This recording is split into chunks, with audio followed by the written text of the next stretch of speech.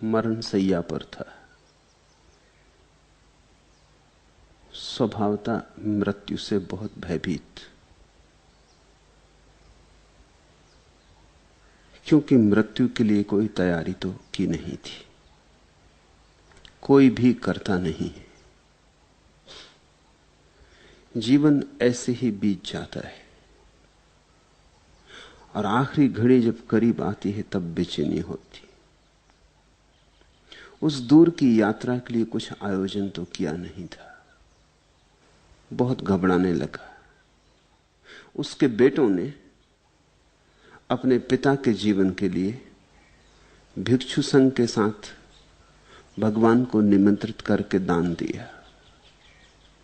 भोजनोपरांत पुत्रों ने कहा, बनते इस भोजन को हम लोगों ने पिता के जीवन के लिए दिया है, आप उन्हें आशीष दें, आशीष दें कि उनकी आयु लंबी हो। मरता हुआ आदमी, मरणशैया पर पड़ा आदमी अभी भी आकांक्षा जीवन की ही करता है। तो इसका अर्थ हुआ कि जीवन से कुछ सीखा नहीं। इसका अर्थ हुआ कि जीवन की व्यर्थता दिखाई नहीं पड़ी। इसका अर्थ हुआ कि जीवन जिया ही नहीं, अन्यथा व्यर्थता दिखाई पड़ ही जाती। बुद्ध पुरुषों के पास जाकर भी लोग व्यर्थ की ही मांग करते हैं।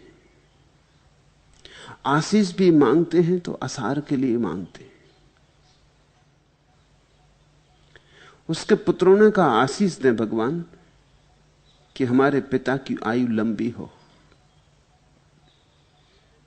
बुद्ध हंसे और उन्होंने मरण शैया पर पड़े वृद्ध से कहा, उपासक, अब तू जीवन का मोह छोड़। जीवेषणा मूढ़ता है, अब तो कम से कम मूढ़ता छोड़। अब तो कम से कम होश संभाल। अब तो जाग। तू बूढ़ा हुआ, तेरा शरीर पीले पत्ते के समान पक गया है और परलोक की यात्रा के लिए तेरे पास कोई पुण्य पाथे नहीं। मांगना हो तो उस संबंध में कुछ मांग। जिस यात्रा के लिए तू चला है उस यात्रा के लिए कलेवा भी तेरे पास नहीं, और यात्रा लंबी है। पुण्य पाथे तेरे पास नहीं, तेरी गठरी खाली है। ये जीवन तो गया, तू पीले पत्ते की भांति हो गया है। अब गिरा तब गिरा, जरा सा हवा का झोंका पर्याप्त होगा। और अभी भी तुम वृक्ष से चिपटे रहना चाहता है। अब तैयारी कर वृक्ष से गिरने की। और ये यात्रा जिस पर तू निकलेगा मृत्यु के बाद लंबी है। देह छूट जाएगी, देह से जो कमाया था वो भी छूट जाएगा। कुछ ऐसा कमाया है जो देह के पार, देह के बिना तेरे साथ जा सकता हो, उसे ही हम पुण्य कहते। पुण्य का अर्थ है कुछ ऐसी कमाई जो मौत न छीन सके। पुण्य का अर्थ है कुछ ऐसी कमाई जो देह की नहीं है, देहातीत है, ध्यान की है, समाधि की है। कुछ ऐसी कमाई जो आत्मिक है, जो आत्मा के साथ चलेगी, उसको पुण्य पाथेय कहते। पाथेय का अर्थ होता है यात्रा के लिए कलेवा। रास्ते में भूख लगेगी तो कुछ पाथेय होना चाहिए। तो बुद्ध ने कहा कि परलोक की यात्रा के लिए तेरे पास कोई पुण्य पाथेय नहीं, और अब भी तू जीवन की आकांक्षा करता है, और अब भी तू मांग रहा है कि और लंबा जीवन मिले। इतने लंबे जीवन से क्या पाया? बूढ़ा, काफी बूढ़ा था, 100 वर्ष का होगा। इतने लंबे जीवन से क्या पाया? अब मूढ़ता छोड़। 100 वर्ष में नहीं मिला तो 2-4 वर्ष और जी लेगा तो क्या मिलेगा? 100 वर्ष में गंवाया ही तो 2-4 वर्ष में और थोड़ा गंवा लेगा, और क्या होगा? बुद्ध ने कहा, अब जीवन की नहीं, अपनी खोज कर। अब अपनी प्रतिष्ठा कर, अपना केंद्र खोज। उसे खोज जो अमृत है। मौत से जूझने का वही उपाय है। मौत से जूझने का उपाय जीवन नहीं है, क्योंकि जीवन को तो मौत जीत ही लेती, सदा जीत लेती। देखा चिकित्सा शास्त्र ने कितना विकास कर लिया है, आदमी को कितनी औषधियां उपलब्ध हो गई, लेकिन मृत्यु की दर तो 100% की 100% है। जितने आदमी पैदा होते हैं उतने आदमी मरते हैं। मृत्यु की दर 100% ही रहेगी। मृत्यु की दर कभी कम नहीं होने वाली। चाहे दवाएं हो, चाहे आयोजन हो, आदमी थोड़ा लंबा जी लेगा, लेकिन मौत तो आनी ही है। ऐसा कभी भी ना होगा कि मौत 99% हो, कि 100 बच्चे पैदा हों और 99 आदमी मरे और एक बच जाए। मृत्यु दर सुनिश्चित है। जीवन में तूने पाया क्या? बुद्ध उससे पूछने लगे। ये बात बड़ी कठोर है। मरते आदमी से ऐसी बात पूछनी नहीं चाहिए। मरते आदमी को तो हम सांत्वना देते, मरते आदमी को तो हम लोरी सुनाते हैं कि वो सो जाए शांति से। मरते आदमी को हम ऐसे कठोर सत्य नहीं कहते। लेकिन बुद्ध ने बड़ा कठोर सत्य कहा। उससे कहा, तेरे पास कोई पुण्य पाथ ही नहीं, अपनी प्रतिष्ठा कर, अपना केंद्र खोज, स्वामे रम, प्रज्ञावान हो, अब और मूर्ख मत बन, स्वप्नों से जाग। जीवन मात्र एक स्वप्न है। संत सांत्वना नहीं देते, और जो सांत्वना दे वो संत नहीं है, इसे समझ लेना। हालांकि तुम जिन्हें संत कहते हो वे सांत्वना देने का ही काम करते हैं, और तुम उन्हें पूछते भी इसीलिए हो कि वे सांत्वना देते, तुम्हारे सुख दुख में थपकी देते, तुम्हें भुलाए रखते हैं, भरमाए रखते हैं, तुमसे कहते चले जाते हैं सब ठीक है, घबराओ ना, सब ठीक हो जाएगा। संत सांत्वना देते ही नहीं, संत तो सत्य देते, और सत्य सदा कठोर है। सत्य सदा कठोर है। जब मैं ऐसा कहता हूं तो इसका अर्थ ठीक से समझ लेना।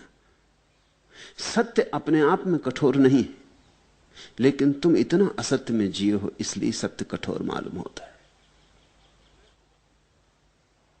तुमने अपना सारा जीवन असत्य कर लिया है, इसलिए सत्य की चोट गहरी पड़ती, भिद जाती प्राणों तक। सत्य को तुम सह नहीं पाते क्योंकि तुमने असत्य को ही सहने का अभ्यास किया है। सत्य तो होता है नग्न, उस पर कोई वस्त्र नहीं होते, और न सत्य कोई मुखौटे ओढ़ता है, और न सत्य तुम्हारे अनुकूल होने की कोई चेष्टा करता है। तुम्हारे अनुकूल तो जो सत्य होगा तो असत्य हो जाए, तुम असत्य हो, तुम्हारे अनुकूल सत्य हुआ कि असत्य हुआ, और सांत्वना तुम्हें उसी से मिलती जो तुम्हारे अनुकूल हो। जो तुम्हारे प्रतिकूल हो उससे चोट लगती। ख्याल रखना, सत्य में कोई चोट नहीं है, क्योंकि तुमने असत्य का अभ्यास कर रखा है इसलिए चोट है। सत्य जटिल नहीं है, सत्य तो बड़ा सरल है, लेकिन तुम जटिल हो। सत्य तो सीधा साफ सुथरा है, लेकिन तुम बड़ी उलझन और बड़ी गांठों से भरे हो, तो सत्य की चोट लगती है।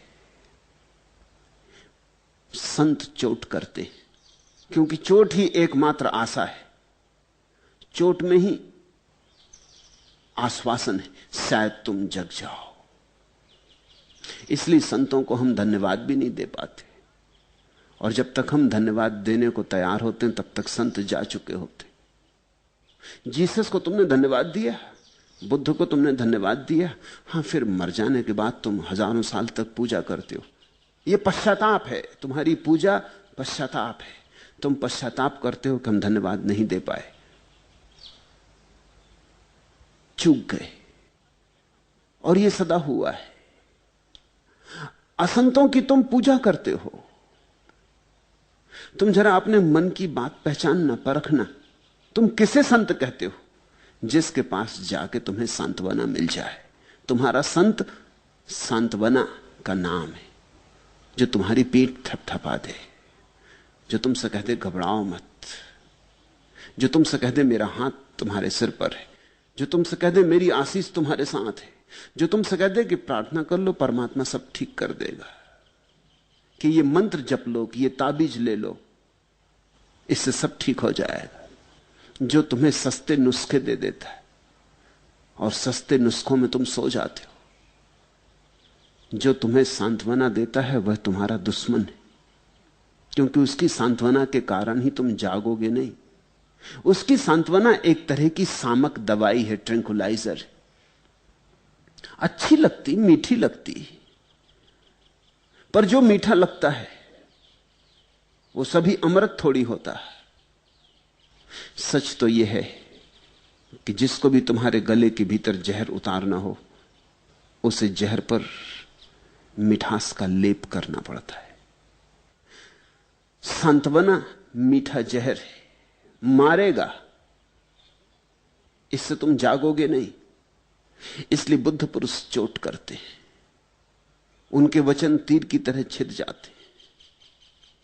जिनमें सामर्थ होता है सहने का वो रूपांतरित हो जाते हैं, और जो कायर हैं भाग खड़े होते, वो नाराज हो जाते हैं सदा के लिए। वो फिर कभी बुद्ध के चरणों में नहीं आते, वो कभी उनके पास नहीं फटकते, वो सदा के लिए दुखी होकर नाराज हो जाते हैं, वो दुश्मन हो जाते। तुम जरा ख्याल करना, तुम अपने मित्रों के दुश्मन हो जाते हो और अपने दुश्मनों को अपना मित्र समझ लेते हो। बुद्ध से कभी किसी ने कहा था कि आप इतनी कठोर बातें कह देते हैं, तो बुद्ध ने कहा क्योंकि मैं तुम्हारा कल्याण मित्र हूं। यह बड़ा प्यारा शब्द बुद्ध ने उपयोग किया, कल्याण मित्र। अन्यथा मुझे क्या प्रयोजन है कि तुम्हें चोट करूं? तुम्हें चोट करने में मुझे कुछ मजा नहीं आ रहा है, करुणा के कारण चोट कर रहा हूं, कल्याण मित्र हूं। जरा सोचो, ये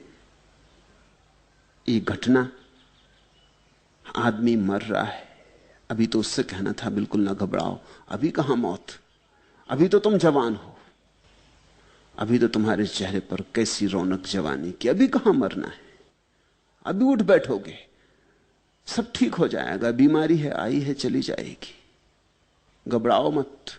और तुम्हारा पुण्य तो काफी बड़ा है, इतने बड़े पुण्य से तुम्हारी रक्षा होगी, परमात्मा तुम पर प्रसन्न है। ऐसा बुद्ध कहे होते तो शायद ये बूढ़ा प्रसन्न होता, शायद और दान दिया होता, और 2-4 दिन बुद्ध के लिए निमंत्रित किया होता। लेकिन बुद्ध ने तो बड़ी अजीब बात कही, उस मरते हुए बूढ़े को कहा कि अब तू जीवन का मोह छोड़, मूढ़ता काफी हो चुकी, 100 वर्ष कुछ कम नहीं होते, इतने दिन भटक लिया अंधा होके, अब तो आंखें खोल, इस जीवन में धरा क्या है जिसकी तू मांग कर रहा है? इससे मिला क्या है, मिलेगा क्या, कब किसको क्या मिला है? हाथ आखिर राख से भरे रह जाते। होश को संभाल। बुद्ध कहने लगे कुछ पुण्य पाथे इकट्ठा कर ले, तू बिल्कुल भिखारी है। स्वर्णकार बड़ा धनी था, वो श्रावस्ती नगर का सबसे बड़ा सुनार था, सबसे बड़ा सराफ था, उसके पास धन बहुत था। लेकिन बुद्ध उससे कह रहे हैं तू भिखारी है क्योंकि तेरे पास पुण्य पाथे नहीं, तेरे पास ध्यान तो बिल्कुल नहीं है। ये धन क्या काम पड़ेगा, ये जरा भी काम नहीं पड़ेगा, ये धन तो यहीं पड़ा रह जाएगा। तुझे अकेला जाना होगा, कुछ एक ऐसी बात सीख ले जो तेरे साथ जा सके, कोई तेरे संग हो सके। न पत्नी होगी, न बेटे होंगे, न धन होगा, न पद, न ये बाहर से मिलने वाली प्रतिष्ठा होगी। आत्म प्रतिष्ठा कर ले, अपने में ठहर जा, कुछ अपने स्वा को जगा ले, ताकि मौत की अंधेरी रात से तू रोशनी लिए गुजर जाए।